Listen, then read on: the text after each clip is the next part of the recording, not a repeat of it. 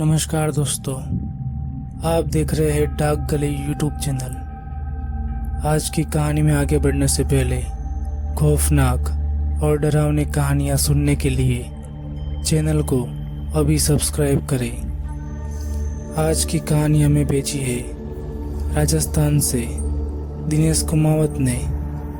तो चलिए बढ़ते हैं आज की कहानी की ओर। मैं मुंबई सेंट्रल से अपने गांव जाने के लिए ट्रेन में बैठा। ये सफ़र काफ़ी लंबा होने वाला था। मुझे ट्रेन में बैठे कुछ घंटे बीत चुके थे। रात के तकरीबन 12 बज रहे थे। ट्रेन के काफ़ी मुसाफिर सो गए थे। इक्का दुक्का जो जाग रहे थे वो अपने मोबाइल में मूवी वगैरह देख रहे थे। गांव जाने के उत्साह की वजह से मुझे नींद नहीं आ रही थी। मैंने सीट पर बैठे हुए अपनी जेब में से मोबाइल निकाला और उसमें मूवी देखने लगा। मूवी देखने में मैं इतना खो गया था कि मुझे पता ही नहीं चला कि ट्रेन कब माउंट आबू स्टेशन पर पहुंच गई है। तभी मुझे एक लजीज खुशबू आई। इस खुशबू में एक अलग ही जादू था। वो खुशबू रबड़ी की थी। मैंने माउंट आबू की रबड़ी के बारे में बहुत सुना हुआ था और मुझे रबड़ी बहुत पसंद भी थी। मैं ट्रेन के दरवाजे पर गया और इधर उधर देखने लगा, लेकिन मुझे दूर दूर तक पूरे रेलवे स्टेशन पर कोई भी रबड़ी वाला दिखाई नहीं दे रहा था। तो फिर ये खुशबू कहाँ से आ रही होगी?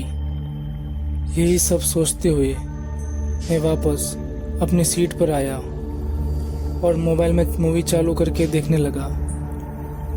मैं मूवी देख ही रहा था, तभी मुझे मेरी खिड़की पर एक बच्चा नजर आया।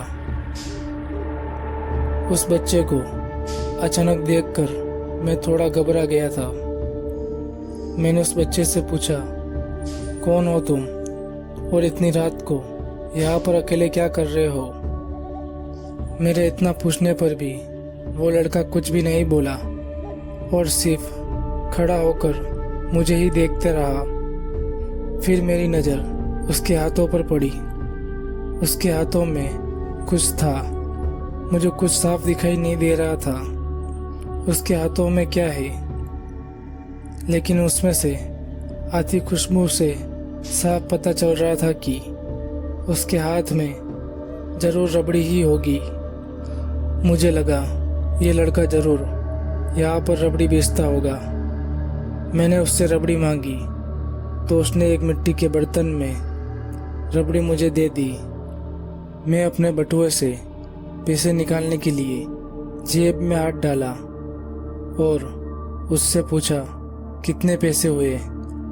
मैं पैसे निकाल के दे ही रहा था। इतने में ही वो लड़का बिना पैसे लिए वहाँ से जाने लगा।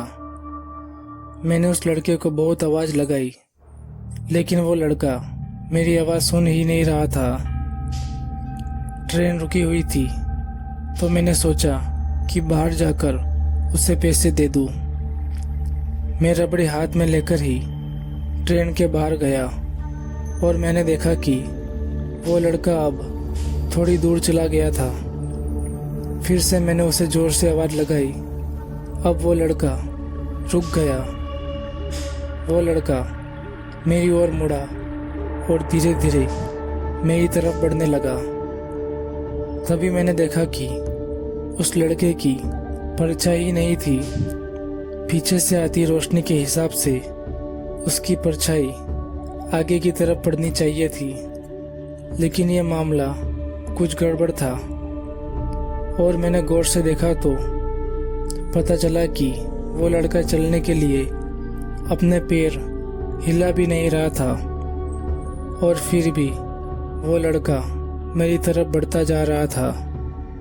ये सब देखकर मैं काफ़ी ज़्यादा डर गया और मैं कांपने लगा और मेरे हाथ से रबड़ी भी नीचे गिर गई। फिर मैंने दोबारा सामने देखा तो अब वो लड़का वहाँ पर नहीं था। मैं डर के मारे वापस अपनी सीट पर जाकर बैठ गया और जैसे ही मैं बैठा ट्रेन भी चल पड़ी। तब जाकर मेरी सांस में सांस आई। तो दोस्तों, आज की कहानी में बस इतना ही। अगर ये कहानी आपको अच्छी लगी हो तो वीडियो को लाइक करें और चैनल को अभी सब्सक्राइब करें।